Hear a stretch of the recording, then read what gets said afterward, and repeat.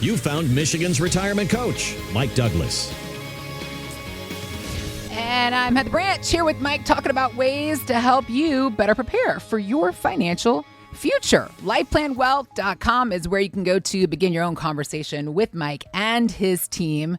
Of course, we also have links posted in the show notes, so you can just click there if that is more convenient. Or again, find us anytime. LifePlanWealth.com. All right, so we were actually talking off mic a few weeks ago. I had a brilliant idea about what you need to give your wife, Kimberly, for a Christmas gift. Don't say it. Don't say it. Don't say it. Don't say it. I haven't ordered it yet. You haven't? No. Okay, that's what I was going to get into. It's the amount of times I've closed my laptop with that still in the cart. You have been given a heads up. I, as your female friend, have warned you, don't let the wife gift slip by. Don't worry. You only said at the beginning of October, and now it's middle of November. Don't worry. I'm doing great. Right on track. Everything's fine. The odds of me paying expedited shipping for this thing is very high. Very high. Got it. Yeah. Got it. What are the odds I can get it here between the 21st and 24th of December? When you order it on the 20th? Yeah, it's exactly go right. well. And I'm going to be mad when it comes late. Be like, what the heck? Why are they so slow in their shipping? One of our mutual friends, Abe Abish, and I were talking about best dressed man in finance. Yes, he is. He had to wrap a gift. He wrapped the picture of the gift for Shelly because he ordered it too late and it didn't come. So he took a picture of it and wrapped it. I was like, Abe, it's like two gifts. How'd you? Is it? It's like two gifts. You get to open it twice. I don't know how he survived that. You're welcome. Abe, I'm here for you. Yeah. Yeah, just say, I got you two gifts. One's the thought of the gift. One is the thought of the gift. And the second one is the actual gift when it comes in. Y'all can bond on that one all day long. I'm staying out of that. Because it's like the opposite of girl math. It's guy gifting. It's guy gifting is, no, it's coming. That's cool. I ordered it. It's got plenty. It's going to be great. Because everything is so affordable nowadays. Yes. That's what I wanted to bring up. Right. So nothing says keeping things financially stable like last minute overnight shipping at Christmas time. Yes. The prices of things. I was just shopping the other day on Amazon, and this eye makeup remover that I started buying a few years ago because it was affordable. It was like $5.99 a bottle. Now, not over $9 a bottle. Yep. In just a couple of years' time.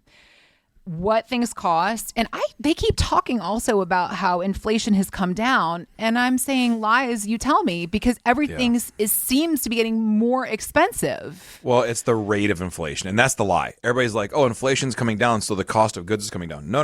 Think about it like this. Like, here's the trajectory of prices. Yeah. And then when inflation went crazy, it went like this. Yeah. And they went up faster. Now they're like, oh, inflation's coming down. So it's still increasing prices. It's just increasing at a slightly slower rate. Okay. So it's not deflation bringing us back or shrinkflation. It's a slower way to take more of our money. But here's the other thing also. I don't believe there's no way prices are going to come down of where they are. I mean, they're high. I just want them to level off. You have to have a real recession, like a real recession and a major event to actually cause a deflation. But you'll never go back to where we were. Right. Never. No. So, you'll never pay $5 for that thing again. Or will we ever pay $50 for a concert ticket again? Because here's the thing. What's a $50 concert ticket? Right. I found an old Garth Brooks concert ticket from when I went in high school. I found some tickets up $19 back in the 90s. Yeah. To see probably Garth Brooks. Pretty good seats. And it was a great seat. Yeah. All right. So we have had inflation. We still have inflation. We've talked about stagflation before. It was a phenomenon that happened in the 70s. That's something that folks have worried about, again, coming to fruition in this current state of economic circumstances. Shrinkflation, of course, the thing where that bag of Doritos, it's the same size bag and the price is the same, but you open it up and why do I finish this in 2 bites as opposed to 10? It's 3/4 air. Yeah. That's all real. But this is something new. A new flation is coming to trend. We're experiencing what some are calling funflation. Yeah. And it's this boom in consumer spending on entertainment and experiences with high demand causing prices to skyrocket. Think Taylor Swift concert tickets. I remember actually last Christmas, people opening up Taylor Swift concert tickets and the little girls on all the videos screaming and crying. And it was like the price tag was $1,000 a seat for the cheap seats. Here's what's really interesting. Retailers like Best Buy are blaming funflation for their slipping sales and things like TVs.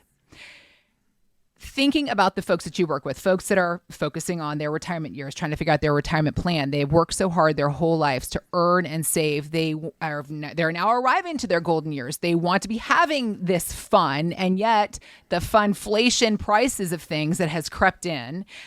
How do you advise your clients when trying to figure out this financial space to make room for the fun things in their retirement plan, factoring in things like funflation? Well, before we go into the planning element, I want to check off a couple things. Okay.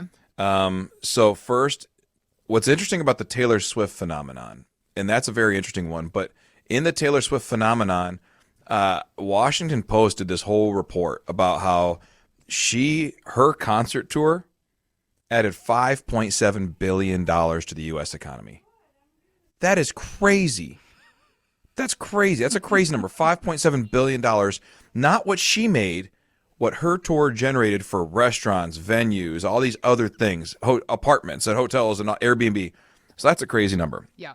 The second thing is, when you hear places like Best Buy complain about something, it's generally because it's hurting their pocketbook, right? Best Buy still technically sells DVDs. Now they're ending it this Christmas season.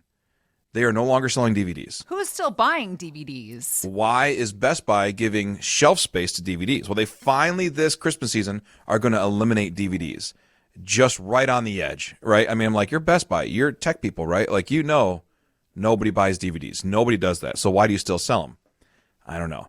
So that's just one of their excuses. So always cite the sources. But in this one, it's an interesting one because a lot of people think it's a post-COVID effect. It's like we weren't able to travel, so now we're going to travel. We did all the inside stuff for a year or two. Now we're doing all the outside stuff. I mean, when we were going through 2022 and the market was crashing and we were in a recession, planes were still full. I never once got on a plane and said, "Where is everybody? We must be in a recession." Nope. Planes were full, ticket prices were high. So they're doing that. However, interestingly, right now, the U.S. credit card debt, U.S. consumer credit card debt is the highest ever. We went over $1 trillion of consumer credit card debt this year. That's a crazy number because in 2020, when everything got shut down and people kept getting stimulus and all that, actually people paid off their debt and it shot super low, super low. But now it's over $1 trillion. So part of it is what's interesting is, are people actually paying with real money or are they just putting it on cards? And it's going to have a reckoning when that all comes due. That's one element to be aware of. But the funflation factor is, I'm going to go do some stuff. And I'm actually pretty excited about the element that TV sales are down because people are out and about doing things, going to concerts, going on vacations, being around other people. That's good for people. Better than watching TV is being around people. And so from a social element, from a social health, from a physical health, being outside, traveling, going wherever, it's way better than buying a new TV. So that part's good. Putting it on the card, not so good, right? We want to still control. I mean, obviously, I'm not against using a credit card, but I'm not getting us to $1 trillion. Yeah. I'm against $1 trillion of debt. So just being aware and making sure that we understand the cost of life. And when we do things, we should be planning and budgeting for them. For retirees, we always talk about there's two numbers that matter. There is the lights on number and the lifestyle number. So the lights on number, that is what is required for you not to have your car repoed, not to have your lights turned off, right? Like my monthly bills are $5,000 a month. That's my bills. Does that include going out to eat? No, that includes me eating, right? Like it's a much different number. But when you talk about lifestyle, well, I like to go out a couple times a month. People say that, but if we check their card statements, they'd say it's actually a couple times a week. And then they say, well, we don't really go to movies. No, but you did this and you did that. So the easiest way is to literally just go back over the last 12 months and say, what did you actually spend? Don't tell me what you think you spend, because numbers don't lie. So go back, look through your statements, look at your credit card statements, your bank statements. What did you actually spend? And that'll tell us, well, I told you $5,000 a month, but as I ran the numbers, it was $6,500 to $7,000. I just didn't notice it because I kept putting on my card. My card debt kept creeping up. We need to build in the real numbers. So you have to be able to walk through and say, what am I actually spending? What am I actually using? And then I want to keep doing that. I want to build that into the plan, not just say, okay, well, I can stop doing those things. Well, one, we don't want to, and two, you probably won't, right? You're going to probably keep doing those things. You're just going to hide it by putting on a credit card. And it's just a different way of doing it. So when you build out plans, whether you're a young couple, you could be newlyweds, right? And you're trying to figure out life and you're trying to build a budget and you say, oh, we can live on $2,000 a month. No, you can't. You can't do that. You have to build in the real numbers, or you're getting ready to retire on the other end of the spectrum. And you say, you know what? Now that I'm done working, I won't be traveling to work. I won't be eating out as much. Yes, you will, because you're going to be home all day and you're going to want to go out to eat somewhere. I'm not going to be spending as much in gas. Well, not to work, but now you have to find something to keep yourself busy. And so then it all seems to even itself out, but you just have to have those understandings of the hidden costs that we don't really pay attention to, but it's like, oh, well, yeah, I ran to my grandkids' soccer game and then my other grandkids' football game. And then I went to this and that. So you don't realize you put 3 tanks of gas in your car this week, but yet when you went to work, it was 1 tank a week. Well, I was doing different stuff. I didn't notice it. Right. And that's good. Just understand it. And it comes down to just knowing the questions to answer, even though if you don't know to ask them. Having conversations with someone who knows those questions and can give you some just not like doses of reality, but just some good, confident information that you can say, oh, okay, well, I guess that makes sense. And so when people, I always tell people, if you want to have these conversations, there's a button on our website, lifeplanwealth.com. And when you go to the website, you click on the button, it says start your retirement roadmap today. And from there, we just have coffee and conversations and help people understand where they sit. Because again, those questions, you don't know to ask them. You don't know how to budget out. Well, people tell you you're going to live on 60% less because you're retired. Why? Why do you have to live on less money just because you stopped going to work? Now you have freedom of schedule. You have health. You have everything you need to go travel and do things. So why are you living on way less money just because people are afraid of doing detailed planning to make sure you're covered for the next 20, 30 years? It seems to me you didn't so directly say it. You kind of subtly said it in every point you were making. When you get ready to retire, do not think you're going to be spending less money. Would you say for most people, particularly in the first few years, they end up spending more money? Yeah. Especially on the fun stuff. Oh, yeah. I had a meeting with a couple clients this week. And as we went through, now here's the good thing. They're planners and I'm a planner. So not as it relates to gifting my wife Christmas gifts, but as it relates to finances. So as we go forward, we looked out at the next 5, 10, 15 years. Yeah. And when we looked at the next 5 to 10 to 15 years, we said early on, a year and a half ago, before he retired, when we retire, it's really important to us that we build a barn and that we do a couple certain things. We want to pay off our kids' student loan debt. We want to knock off this. We have a home equity line. All these things we need to set up and prepare and pay off. And so we started mapping it out over the next 10 to 15 years. And as we did that, we were able to come back to it. And we sat down this week and they said, all right, I know we had talked about that. Tell us again how it works. And I went through step by step by step. And we were able to say, great, pay this off here, pay this off next year. And within 3 years, they're free and clear, living retirement life just like we planned. And the biggest thing is at the end of the meeting, she said to me, it just feels good to know that we're doing right and not that we're potentially doing serious harm. And I said, that's why we have these conversations. That's why we do it. Because retirement can be scary or it can be super exciting.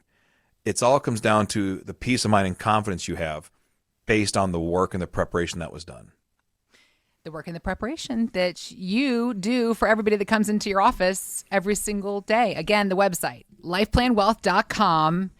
Plan for the fun in your retirement in a way that you don't have to worry about the funflation ruining your retirement. This is the whole point of putting these plans in place, getting to work, crunching these numbers. Mike and his team are here to help you do that. Whether you are getting close to retirement or you are already retired, they are ready to help you figure out these details within your own plan. Again, Life Plan Financial Design is here to help, and you can visit us anytime at lifeplanwealth.com. We also have links posted in the show notes, so you can just click there if that is more convenient, lifeplanwealth.com.